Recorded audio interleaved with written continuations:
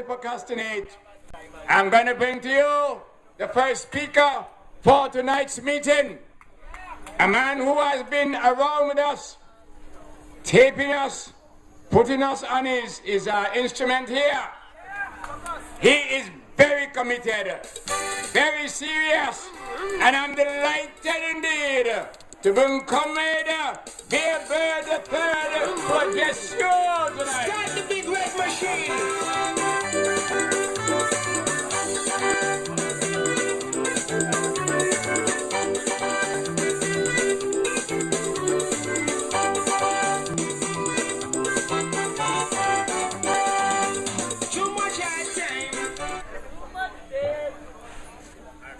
Ladies and gentlemen, comrades one and all, we're here tonight in the beautiful village of Seaview Farm to spread the gospel of the old generator ripoff that this government has forced on the people of Antigua and Barbuda. But before I go into my speech, I'd like to give recognition to Mr. Sinclair Simon, who has been organizing these meetings and who has been putting in some yeoman service to hold these meetings on a weekly basis. Comrades, there are 5 words that I'd like to talk to you about tonight concerning these old Chinese generators: transparency and accountability, and the rule of law. Now, my interpretation of what new means, because we were told on the 6th of February that the generators were new. What does new mean? Ladies and gentlemen, Baldwin Spencer said that the generators were new, but you have to take into account that Baldwin Spencer has $75,000 worth of lies hanging over his head. 75,000 worth of lies owed to Lester Bird from the defamation suit just a few months ago.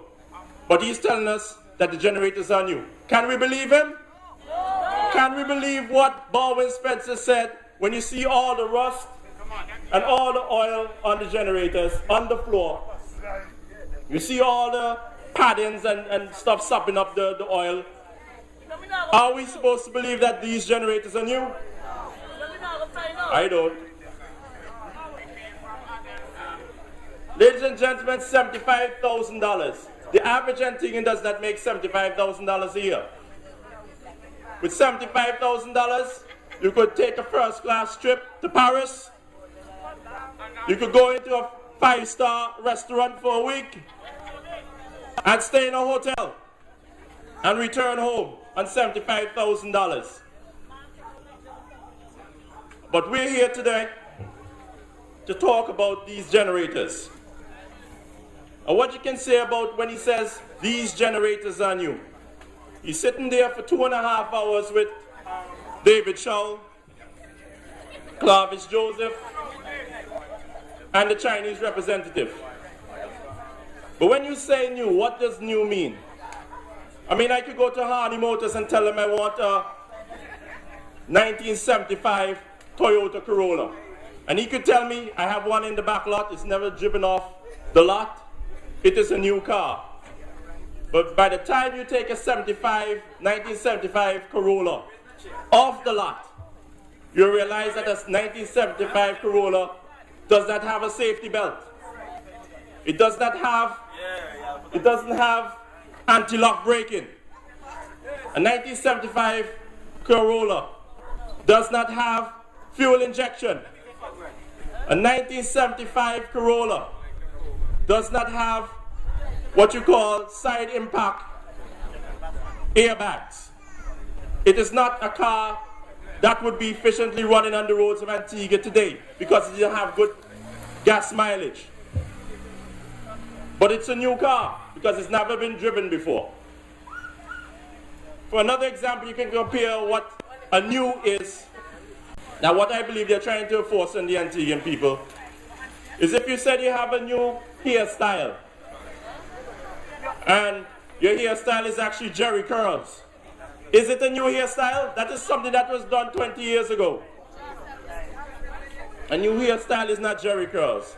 If you say you bought a new pair of clothes and you had it in your closet for 2 or 5 years and you wear it and you go down the road and somebody, you tell it, oh, it's new, but it's not the latest style. It's not up to date. You can have a new generator, but it's still a 1975 model generator. It is new, but the technology is outdated. And that is the problem with the generators, ladies and gentlemen. And that is the problem what we have to find out, what do they mean by new. It is not state of the art. And as I know Antiguan people, the days of wearing waji are long over. Antiguan people don't wear waji. The days of hand-me-downs are long gone. Ladies and gentlemen, I'd like to talk to you about transparency and accountability. Because on the 24th of March 2004, Baldwin Spencer and the UPP formed the government of Antigua and Barbuda. And one of the cornerstones of the policies when they came into office was that they would deal with the people's business with transparency and accountability when handling our affairs in government. What I'll ask you to do when dealing with Baldwin Spencer is not to hold him to high standards where somebody else says that he should be held to this standard. Do not listen to what the Americans say. Do not listen to what the English say. Listen to what he has said he is going to hold himself to. He said that he will run the government of Antigua and Barbuda with transparency and accountability. We're supposed to have village councils where we'll be able to interact with the people in their villages on the running of government. We haven't seen this in the last 8 years. What does Baldwin Spencer mean by blood? You expect to see blood? That's like some sort of unholy satanic worship. Come here when we come with blood, the first thing you say, no, I expect to see a clean floor. I expect to see a clean floor. And why, if it's transparency and accountability, we can't go up to the plant today and see what's going on inside? Maybe they're holding their satanic rituals in there. Yeah.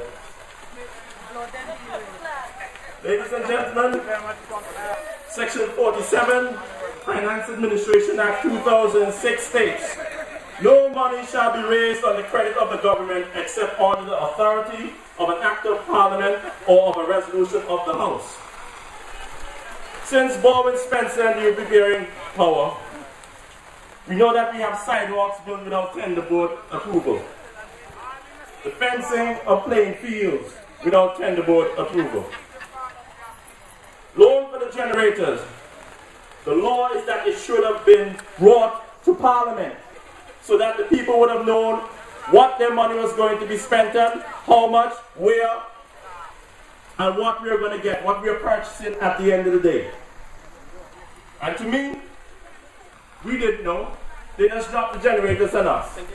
And we're supposed to, at the end of the day, consider that we're getting value for money.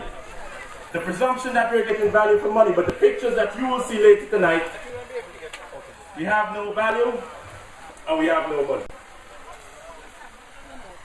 When you talk about the rule of law, the erosion of the rule of law, as the Prime Minister likes to talk about the word of erosion, you have to bear in mind that there is the rule of law in Antigua and Barbuda, that elections begin at 6 a.m.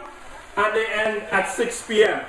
However, on the 12th of March 2009, in Green Bay Primary School, polling started minutes to 1 o'clock, and at some polling stations went to 6, 7, 8, 9, 10 o'clock. Erosion of the rule of law is taking place in Antigua. The tendered boards have not been used. The law which the UPP government passed in 2006 says that Parliament must know about these spendings of money. And it is an erosion of the laws of this country. Baldwin Spencer, David Shaw, and the Chinese must be held accountable for breaking the laws of Antigua and Barbuda. This is not the transparency and accountability that they have promised and which we must hold them to. It is not something that we went and told we want from you. It is something that the UPP and more so Baldwin Spencer promised to the Antiguan people, that he would govern our affairs with transparency and accountability. Ladies and gentlemen, I'm a lawyer. There may be one or two other lawyers around here tonight. And I've never known a lawyer to win a case and the client tells you, Mr. Bird, I didn't know that was the law. I was ignorant about the law. So therefore, just forget about it. Tell the judge, I didn't know. Ignorance of the law is not the defense. You cannot go to court and win a case and say, I did not know what the law was. But ladies and gentlemen, comrades one and all, this is what the Chinese are saying in 2012. They did not know what the law was. They have been in Antigua for over 30 years. It has been a mutually beneficial relationship. And if they're here for 30 years, you think by now they would know something about the laws of Antigua and Barbuda. We have to know it. Because if we don't know it, a jailor will go. A jailor will go. I can't go to court and tell them, I did not know what the law was, so forgive me and let me go home now. A 70-35 should reach. No lawyer can defend a case where you'd say, as your defense, I did not know what the law was. So how come the Chinese can say that at the 2.5-hour press conference? We've been here for 30 years. You are our friends. We don't know what your laws are. So therefore, take your generators and go about your business. That is not sufficient. And I will be holding the Chinese accountable. I will be holding them accountable for what they've done. Personally, I will be dealing with the matter. Now that the Chinese know that the laws of Antigua and Barbuda have been broken, are they going to apologize? Are they going to give us back some of that money? No. That is why I will hold them accountable.